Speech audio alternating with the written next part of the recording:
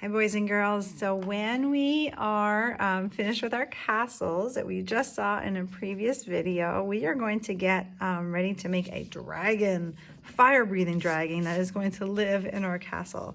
And we are going to be making our dragon with shapes. Now you're not going to be drawing a dragon. Of course you can draw along with me now.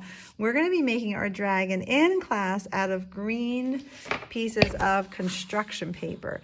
If you don't have green construction paper, that's totally okay. You can always take a white piece of paper and get a green crayon, take the paper off the crayon and rub it all over your paper to make a green piece of paper.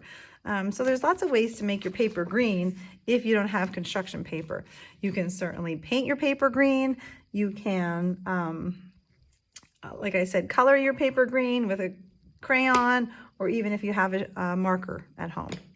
So this is what our dragon's going to look like, and then I'll show you how we're going to make the parts. Our dragon is going to have a rainbow-shaped body, the line across. Our dragon's head is going to be a rectangle. Our dragon's tail is going to be a long, skinny rectangle with a triangle on the tip.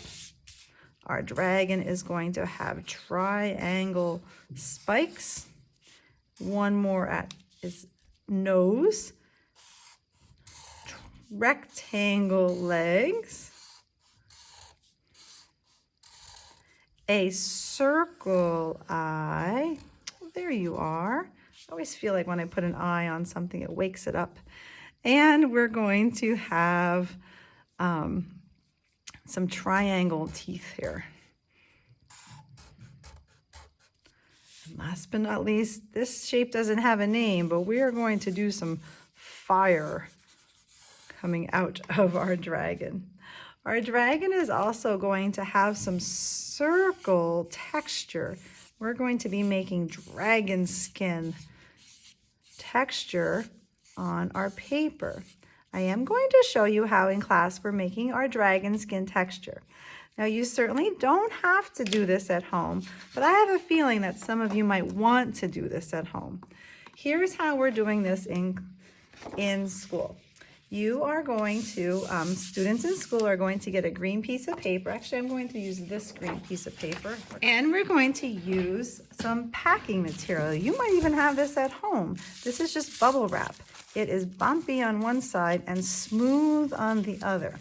Here's how this works. You're going to need a mat on your table to collect your messes and some green paint. Watercolor really won't work great. This is just green tempera paint, poster paint will work, anything that you can kind of scoop up with your brush. We're going to be painting on the bumpy side, and with our brush, I normally tell students to paint on the toes of your brush. Well, today I'm going to tell you to paint on the side of your brush, and we just want to kind of quickly get some paint on the bumpy side of your bubble wrap. You can see those bubbles, and I'm not globbing it on. If we glob it on, it will get in between. That's why we're not painting with the toes of our brush. The paint doesn't help us when it's in between the bubbles. When that is done, you're going to pick up your bubble wrap, place it down, and gently press it. I'm not banging. I am just with gentle hands pressing it down. When you pull it off, you'll have some bubbles. Now it's not going to be perfect, but this is kind of our dragon skin. You're going to repeat those same steps to get dragon skin all over your green paper.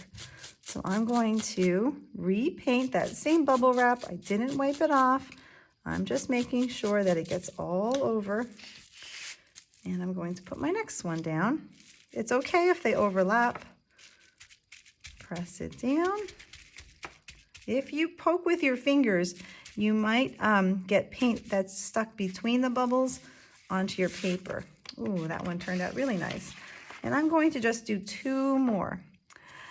When this dries, then we will be able to draw our dragon body on the back. So I'm just going to leave this project for you today. I'm going to show you an alternative if you don't have paint and bubble wrap and green paper. Don't worry. there is another option that you can do.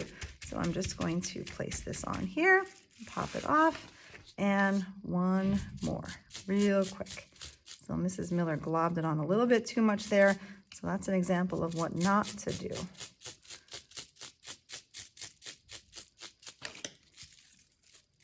One more, press, press, press. Pull it off. And there is my dragon skin. You might be able to even do another one. I'm not sure if this is gonna look right or not, but it's worth a try.